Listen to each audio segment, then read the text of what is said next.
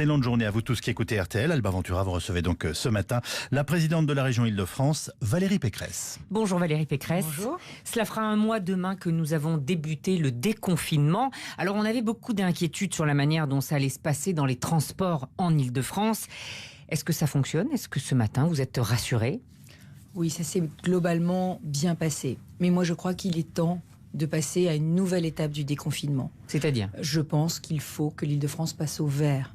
Et moi, je demande au gouvernement que nous ayons une revoyure dès la fin de la semaine, parce que tous les indicateurs montrent que l'épidémie a singulièrement reculé. Et je crois qu'il faut un retour à la normale beaucoup plus rapide. Il faut que les enfants... On n'attend pas le 22 juin, c'est ça? Voilà, il faut que les enfants puissent retourner à l'école, il faut aussi que les restaurants puissent réouvrir, il faut que les transports, on allège les contraintes sur les transports, tout en maintenant des précautions, tout en maintenant le port du masque obligatoire qui protège et qui évitera les risques inutiles. Pour vous, l'épidémie est terminée?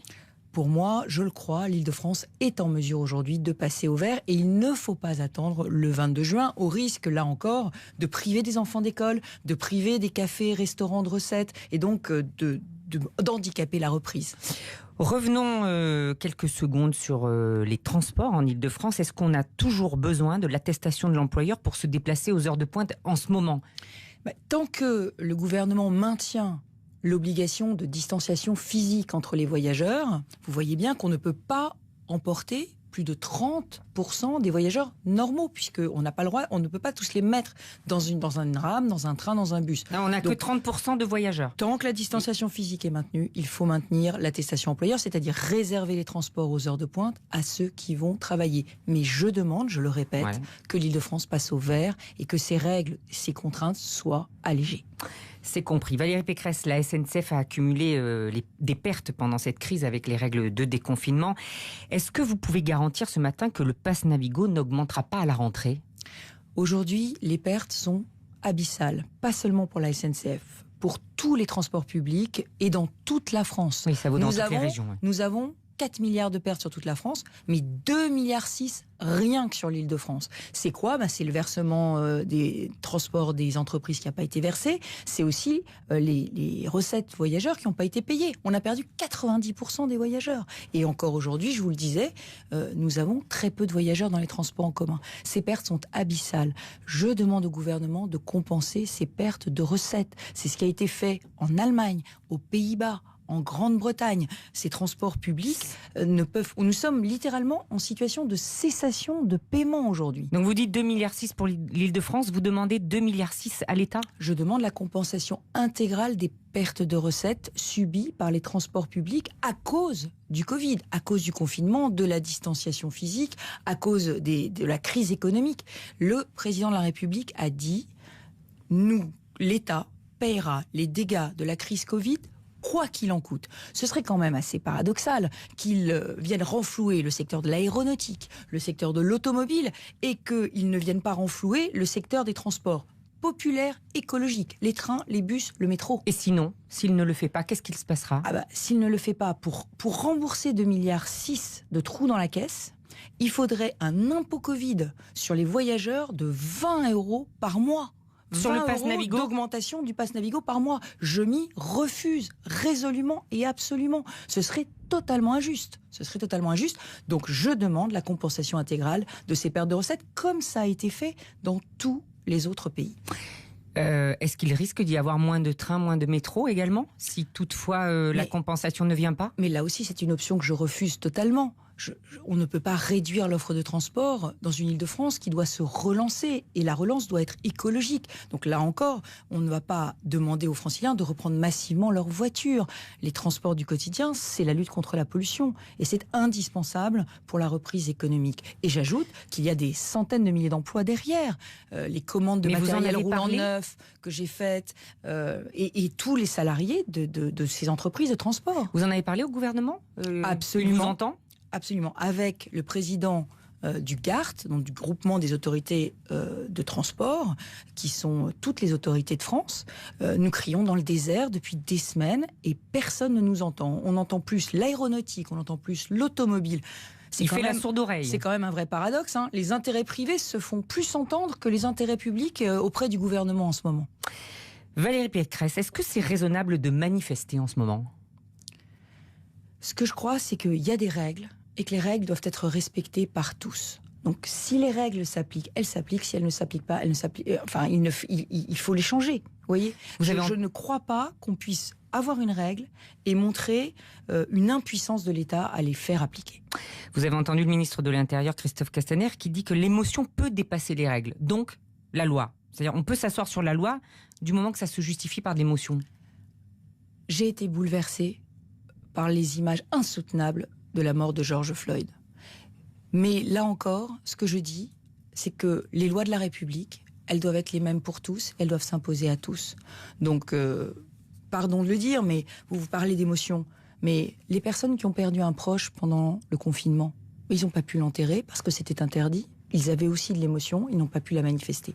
Donc, soit on met une règle et on la fait appliquer, c'est le rôle du ministre de l'Intérieur, soit on dit que cette règle n'est pas nécessaire. Moi, vous savez, je plaide pour que l'Île-de-France repasse au vert. Donc je plaide aujourd'hui pour qu'on allège toutes ces contraintes. Enfin, l'état d'urgence sanitaire, c'est jusqu'au 10 juillet. C'est pour ça que quand on a une règle, il faut la faire respecter. La police est raciste en France ? Je veux redire toute ma confiance envers les forces de l'ordre et envers la police française. On n'est pas aux États-Unis ici.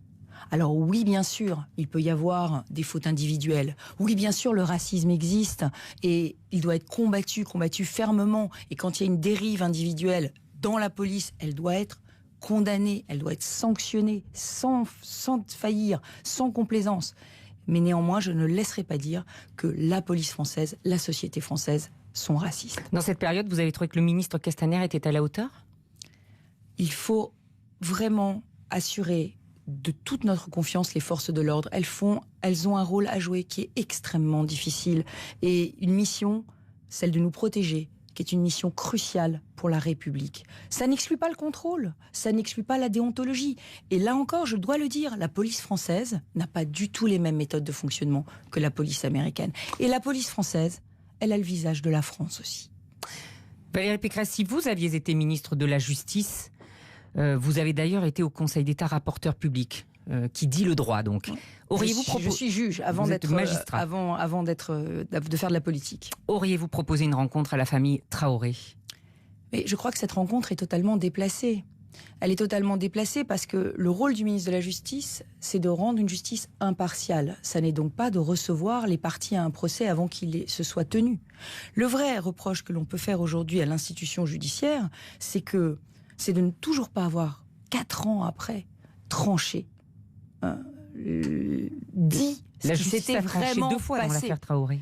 Dit ce qui s'était vraiment passé sur l'affaire Traoré. Non, on n'a pas eu de procès, on n'a pas eu de jugement. Aujourd'hui, on n'a pas de décision définitive judiciaire sur cette affaire Traoré. Il faut qu'on en ait une pour apaiser. Mais la justice doit être rendue rapidement. Elle doit être rendue rapidement et elle doit être rendue dans la sérénité et l'impartialité. C'est ce qu'on demande au ministre de la Justice, de garantir la cette séparation des pouvoirs, de garantir l'impartialité de la justice. Une question encore sur les municipales cette fois. Vous avez décidé de soutenir Rachida Dati à Paris. Est-ce que les Républicains auraient dû s'allier avec La République En Marche, puisqu'il s'agissait de faire barrage à Anne Hidalgo ? Je crois qu'il faut faire l'alternance à Paris.